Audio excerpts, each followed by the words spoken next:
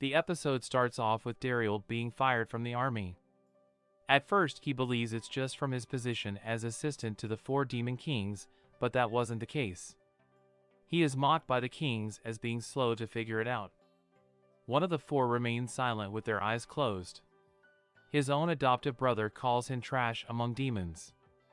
Daryl tries to defend himself, saying that the former Demon King had given him a mission. Lord Bashabaze uses fire magic on Daryl, burning his helmet and a small portion of his cape, stating that those who can't use magic have no place there. After excusing himself, he is seen leaving the castle. Rizit shows up and begins to tease him as the lowest rank amongst the Dark Soldiers. To which Daryl responds that it's just Daryl now, leaving Rizit confused as he continues on his way. Daryl wanders around a forest lost, thinking back on his 32 years of service to the Demon King's army. Unsure about whether he could find another life at this point, let alone choose one should he die of starvation. As he is laying on the ground, he hears a girl's voice.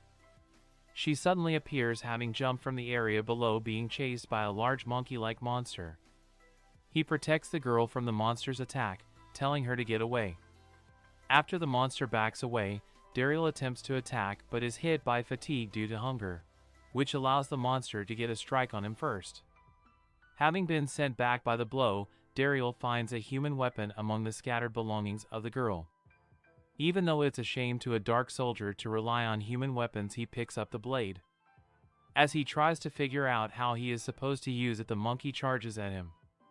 Daryl decides to imitate the hero he saw in the past and kills the monkey in a single move. The girl thanks him and gathers up her belongings. Daryl believes that it would be dangerous to get involved with humans trying to leave, only to be stopped when the girl grabs hold of his cloak.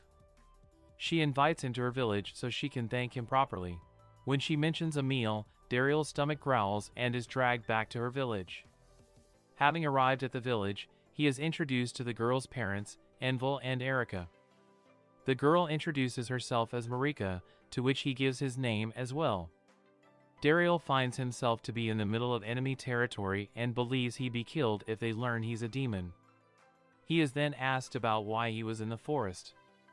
He responds carefully, speaking of his current situation while omitting certain details. Marika expresses her sadness for him and invites him to stay in the village. He tries to refuse, but the parents are in agreement to have him stay, mainly due to the lack of people who can handle monsters. While thinking to himself about him being an enemy, Daryl looks at Marika and begins to ponder about how much a life is worth to him and a place he would belong to. Having finally agreed, Daryl compares his new room to that of the one he had back at the Demon King's castle. Then Marika knocks on his door to thank him again. She tells him how she had others relying on her some time ago and that was the first time she had ever been protected by a man, which made her happy. The following day, Daryl is offered a job. It turns out Marika's father Envel is the village chief and guild master of the village. Envel shows Daryl that he is an A rank and says he wants Daryl to be an adventurer as well. Daryl tries to get himself another kind of job, as he tries to avoid it by acting like he got hurt from the fight with the monkey. He is made to do it when Mariko is told to help him. Daryl's finger is pricked and placed on the paper. To his surprise, he passes the test. This has Daryl confused about how he always thought he was a demon when he was adopted, but now it looked like he had been a human. We then get a brief look down memory lane, as Daryl looks back to when he was adopted, fired and came to the village. It then transitions to Envel giving Daryl a lesson in Adventurer 101. This is where we learn about auras, which is a power that originally all humans possess. He is then told to pick any weapon he wants, to which he grabs a sword. Given his mental training on how to be aware of one's mana growing up, he had no trouble in going ahead and using the aura. With that, they go to test what type he is.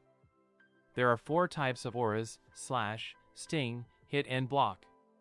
Which weapon an adventurer should carry depends on aura compatibility.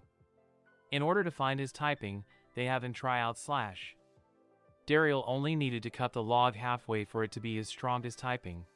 Even though it's his first time using human weapons, he cleanly cuts all the way through to their amazement. Then he is told to try sting, where he shoots an arrow to hit an apple. Yet Dariel hits more than just the apple in a single shot, which has Envel unable to believe his eyes and to Marika's delight. Envel is shocked and apparently jealous that Dariel is blessed with 2 types and then has him try the next aura. The next one he tries is hit. This time he is using a hammer on a boulder, which he obliterates in a single blow that has Envel crying in disbelief after his 30 years as an adventurer. He then yells at Dariel to get his shield. Envel uses his aura and a large iron hammer, while Dariel only has a small wooden shield. Envel attacks in fury and Dariel is able to block the hammer with no damage to his shield. With that, it is concluded Dariel's aura perfectly fits each aspect, to which Envel had never seen someone like that before. Reluctantly, he offers to give Dariel a letter of recommendation to Center Guild. While Dariel is thinking about the offer, he looks at Marika and sees her starting to cry. Ultimately, Dariel refuses and chooses to remain in Locks, which makes Marika happy again. This is where his second life begins. Envel introduces Dariel as a new adventurer to the village. It appears that some people were worried about him after hearing he had come from outside the village. Yet given how polite he was with his introduction, the villagers opened up to him more.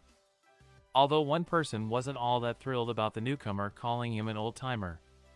Kushida then asks Dariel about his rank, learning that Dariel is an E rank while he is a D rank.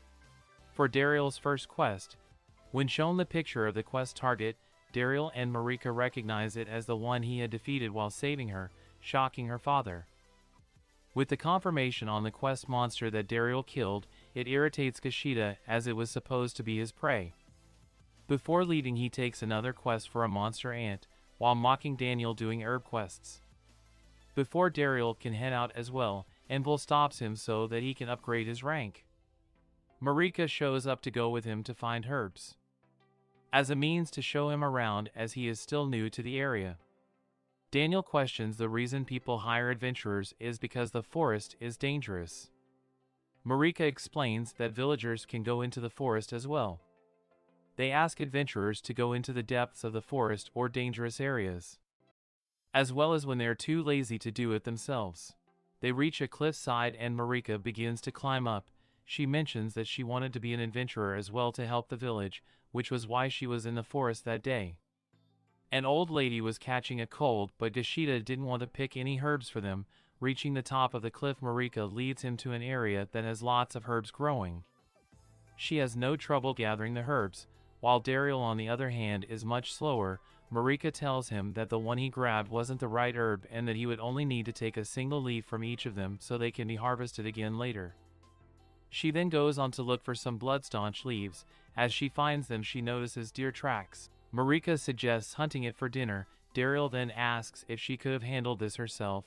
She declines and states that she is actually scared to fight. She then asks a favor of her savior. She wants him to just call her Marika, since she considers them to not be strangers at this point. While in Dariel's head, he still considers them to be nothing more than strangers. He then tries to do as she requested but still couldn't do it, and Marika squeezes him while calling him a meanie. In order to get free of her grip, he pretends to see the deer. Funny enough, the deer really is there in the bushes. Suddenly the deer goes on the attack. Having jumped into some other bushes behind them, it attacks a monster ant. Marika views it as an opportunity to take them both out and joins in the fight, with Dariel joins a moment after. Once back in the village, Marika announces that Dariel had hunted both the monster and deer down for them. Kushida is upset that he lost another prey to a novice. The days pass without incident and Dariel is becoming more comfortable there. One day he is returning from gathering herbs and sees Kushida leaving the guild's place. Kushida tries to act like a tough guy and knock Dariel over by bumping into him, only to have it backfire. As Dariel is about to go in, Marika is at the door welcoming him back. She gives him 3 options, but he just goes past her to speak with Envel. Envel is troubled by Kushida being a little out of control given that he has had 2 of his targets taken by Dariel. Yet it's something that he is worried about at the moment. An urgent request came while Kushida was there. A Blaze Death Scythe limited to C rank and higher. Marika also looks at it and wonders why they were sent it while bigger guilds should be the ones to handle it. Her father states that it was only sent to them so that they would be on guard, which is how Gashida ended up seeing it. Dariel asks if it's alright to be this relaxed about the monster's level and with Gashida going after it as a D rank. Envil says it wouldn't be a problem since the guild from the neighboring town has already formed a large cordon to handle it. Marika brings up the issue about having one of their members invading another party's area. Dariel offers to go after Gashida and bring him back. Marika submits on the matter and goes to prepare his things. She also gives him medicines made from the herbs that were gathered. As he is looking for Gashida, he gets a feeling that something isn't right. Some birds scatter and Dariel rushes in that direction. He comes across the massive trail left by the snake, which shocks him. He wonders what the people in the cordon are doing while looking at the damage. A rubbing sound could be heard as followed by Gashida yelling as he is running in Dariel's direction. The snake doesn't take notice of Dariel and continues to pursue Gashida. He tries to fire arrows at it, but they just bounce off it.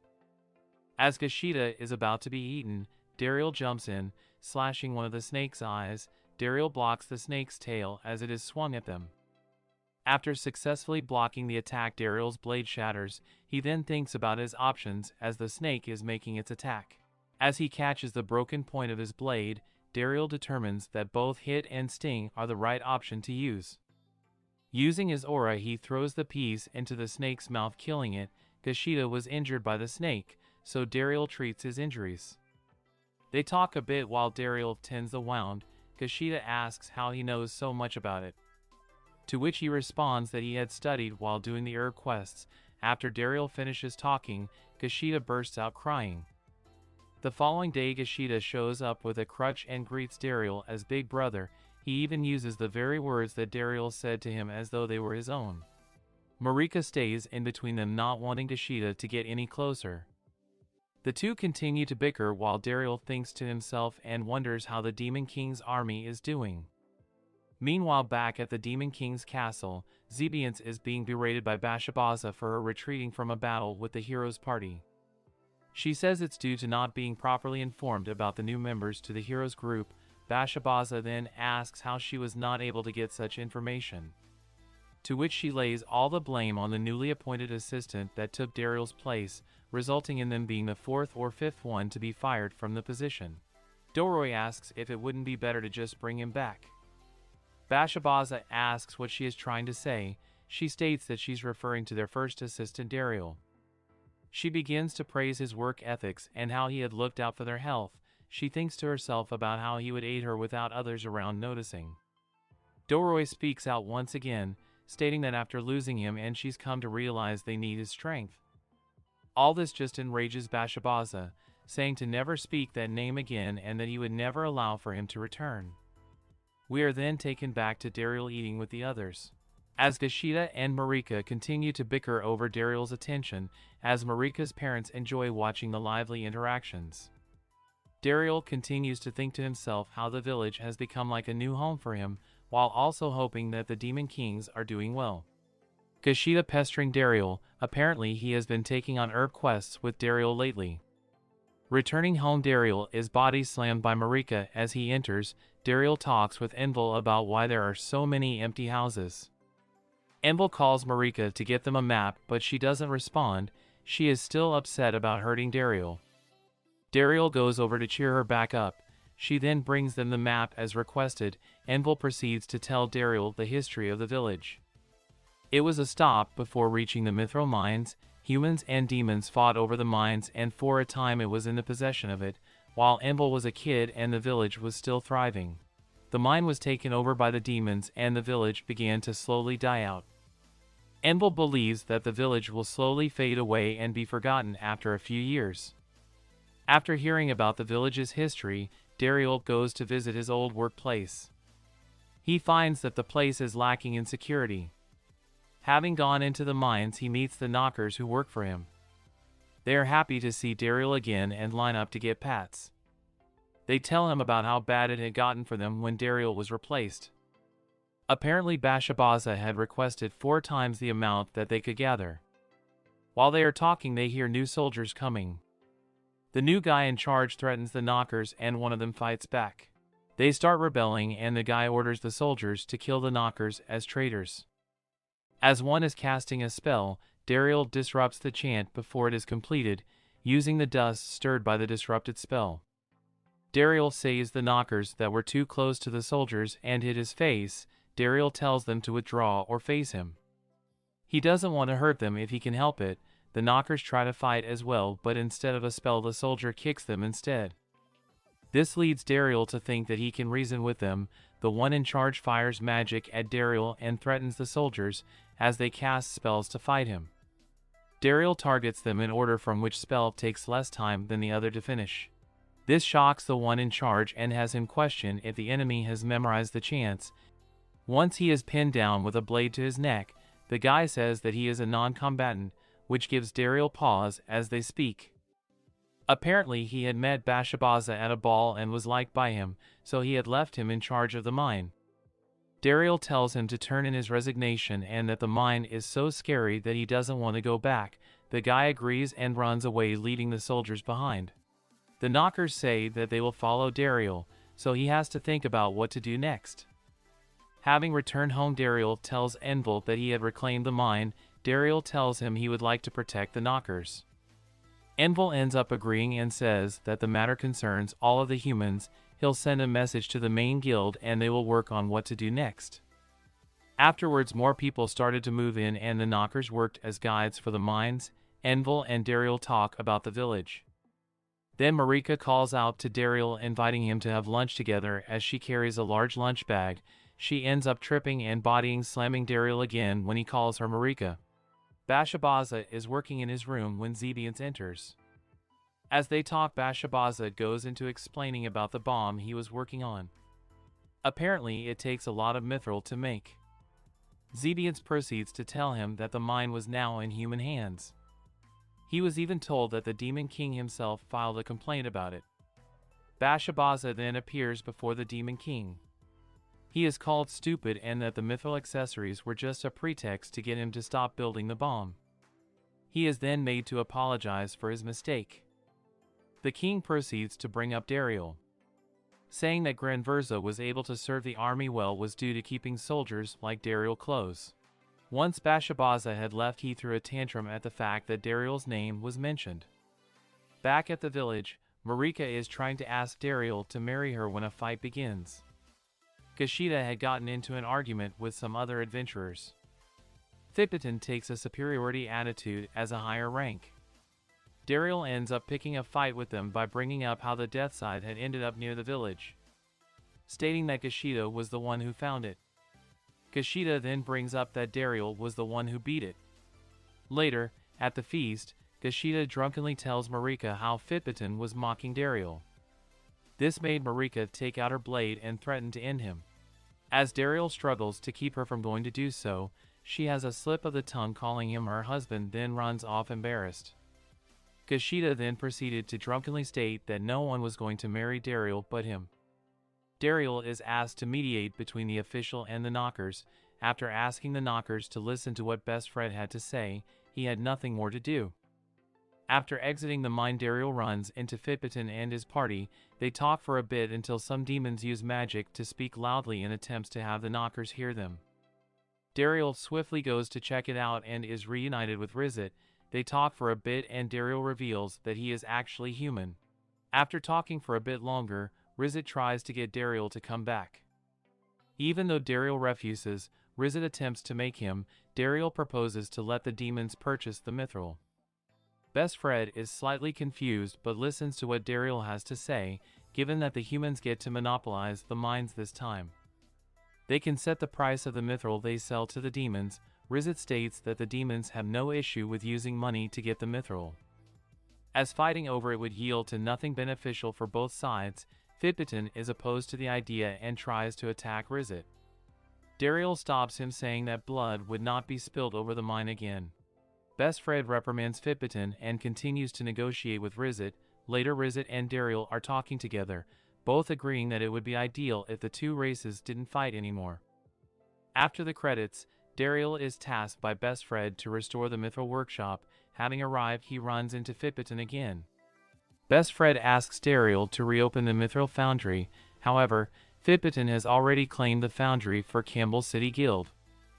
Central City Guild sends Smith, a Mithril blacksmith, to work in the foundry. Smith refuses to work with Campbell Guild blacksmiths due to Phipoten's rudeness. Smith reveals he intends to forge the greatest mithril weapon of his career, customized for Dariel's unique aura. Phipoten tries to recruit Dariel to the Campbell Guild to deny Center Guild access to the mine, but Dariel refuses, so Phipoten challenges Dariel to a duel. Phipoten reveals his smiths have forged a mithril sword and shield, and mocks the dagger that Smith forges for Dariel. However, Smith reveals it is the Hermes blade, which with Dariel's aura can become any shape, including a sword and whip. Phipoten's inferior mithril is destroyed. Best Fred decides to arrest Phipoten, but Dariel, knowing Phipoten was doing his best for his guild and teammates, insists Phipoten be forgiven if he repairs the houses damaged in their duel. Best Fred offers Dariel a job at Central Guild, overheard by Marika. Later, Dariel contemplates the job offered naked in a sauna. The similarly naked Marika joins the shocked Dariel, insisting they discuss something important.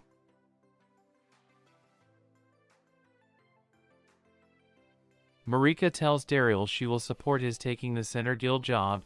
Dariel had already decided not to go, causing Marika to cry tears of joy, and they kiss. Bosch Vasa visits his and Dariel's father, Granverza, who retired after being injured by the hero. Bosch Vasa is too ashamed to admit his failures, so he claims Dariel is still working for him. Granverza attacks him, having known the truth already, and demanding Bosch Vasa find Dariel. Bosch Vasa refuses and leaves to prove he can succeed without Dariel. Marika's mother sneakily confirms Dariel and Marika spent the night together, leaving Dariel so weak he falls down the stairs. Dariel frets over whether to confess everything, but before he can, Marika's father announces he wishes Dariel to replace him as chief. Dariel agrees and asks Marika to marry him. 1 year later, Dariel is chief, has married Marika, and had a son named Gran. The hero visits the village. Dariel has mixed feelings as the hero almost killed Granverza, but he finds the previous hero has retired and been replaced by a young woman who is so new to the role she has notes for heroic behavior written on her hands. As it is her destiny to defeat the Demon King, she has come to the village for mithril armor.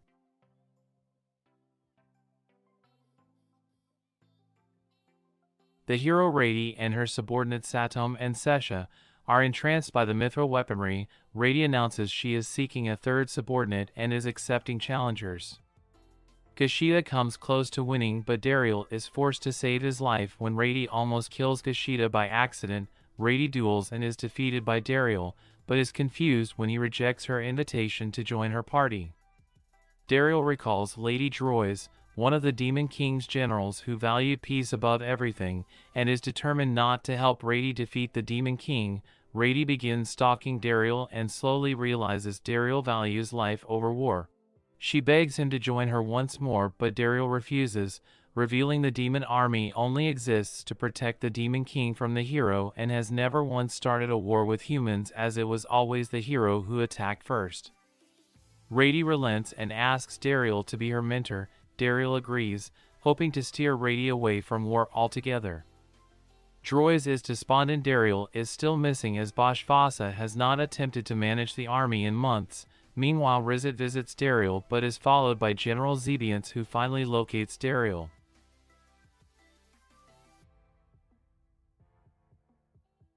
Zebiance punishes Rizet and confronts Dariel but decides to behave after witnessing Marika's suppressed rage.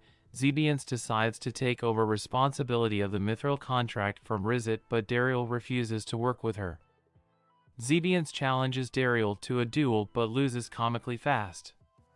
During the fight, Dariel accidentally snatches Zebiance's panties and is forced to sell her a mithril weapon to not tell Marika. While Zebiance visits the foundry to have a weapon forged, Dariel is forced to distract Rady so she won't meet Zebiance, only for the two to meet anyway at the sauna. Dariel is forced to admit everything about his past, having already done so to Marika before their wedding. Marika prevents a fight breaking out, so Zebiance and Rady decide on a duel. After a restless night, the two meet with their mithril weapons. Rady a sword and Zebiance a wind magic necklace. The two are evenly matched until they almost collapse a cliff onto Gran and both save him. With the duel over, the two realize they actually have fun together and become friends. Dariel hopes such friendships will lead to the peace he longs for between humans and demons. Later, the village is visited by Alanzar, the retired previous hero.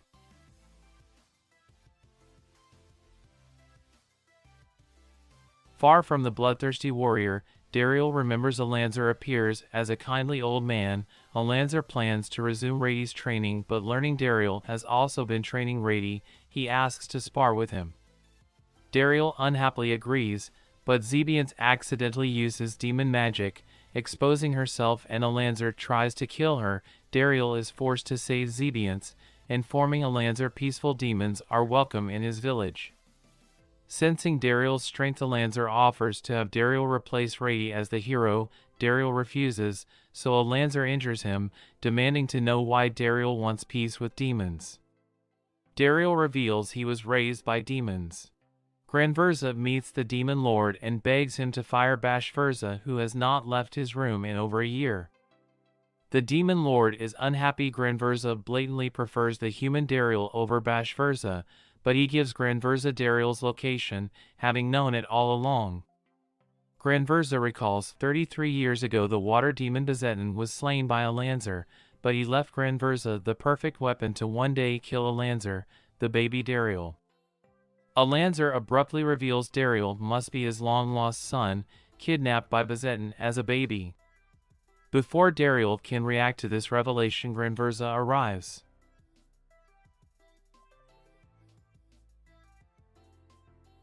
Alanzar cannot forgive that Granverza got to be a father while he did not. Granverza never knew Dariel was Alanzar's son, as Bezetin never told him. They almost fight until Marika interrupts, actually scolding a hero and a demon king for upsetting their grandson. Meeting Gran, the two grandfathers make peace. Bashfurza finally reappears, claiming to have a plan to defeat the hero, only to find he will soon be fired and all anyone can talk about is Dariel. Bashfurza decides to kill Dariel. During a party, Envel is nervous about being joint grandfathers with Alanzar the hero and Granverza the demon king, but Dariel feels hopeful when they start getting along. Rady asks about her training, but due to their new circumstances, Alanzar admits the demon lord isn't the cause of humanity's suffering. The war was started by humanity's leaders to seize the demon lord's ability to bestow magical powers, finally allowing humans to use magic. Rady decides to remain the hero to expose the truth. The mine is attacked by a dragon, so everyone rushes to help. Dariel realizes the knockers are trapped and rushes to free them while Granverza and Alanzar distract the dragon. Realizing the knockers will be in danger as long as the dragon is nearby, Dariel joins the fight. After knocking the dragon from the sky, it flies away. Granverza returns home with Zebiance and confronts Bashfurza, revealing Bashfurza controlled the dragon with forbidden hex magic he stole from the demon lord's vault. Granverza is enraged as hexes affect the user's sanity, still trying to prove his superiority over Dariel. Bashfurza flies away on the dragon to kill the heroes Alanzar and Rady. In the mine, Dariel is confronted by Gigantomachia, the magical earth beast. He is upset his friend Salamandra, the magical fire beast, is suffering and, seeing Dariel has a good heart, improves his Hermes blade since the mithril was mined from his body. Marika gives Dariel armored gloves and her wedding ring to keep him safe. Bashfurza announces he will end the war by killing all humans, starting with his greatest failure, Dariel. As they duel, Dariel acknowledges how hard Bashfurza must have worked and how unfair it was. No one was proud of him. Enraged at being pitted, Bashfurza begins to turn into a dragon as the hex further joins him to Salamandra. The hex begins to affect Dariel, synchronizing their minds and dragging him into Bashfurza's memories. Ever since Granverza brought Dariel home, he has felt like Dariel replaced him as Granverza's son. Even when it looked like he could work beside Granverza, Granverza retired and assigned Dariel as his aide instead. Dariel is deeply affected by Bashfurza's loneliness, which only makes Bashfurza angrier. Dariel draws Bashfurza into his own memories, showing him his own loneliness over never fitting in as a demon and treasuring Bashfurza as his younger brother. Bashfurza realizes his own stubbornness caused his pain and weeps, breaking the hex. Salamandra, free of the hex, prepares to rampage. Bashfurza fuses with Salamandra's body to fly him far away at the cost of his life, but Granverza and Dariel work together to save him. Returning home victorious, Marika's hug almost kills Dariel. The Demon Lord exiles Bashfurza for eternity, so he visits Dariel and meets his nephew Gran. Gran speaks his first words, "Big Brother Bashfurza." Dariel commissions a family portrait, humans, demons, and heroes together. Bashfurza leaves to travel the world but promises to visit occasionally. Life in the village returns to peaceful normality.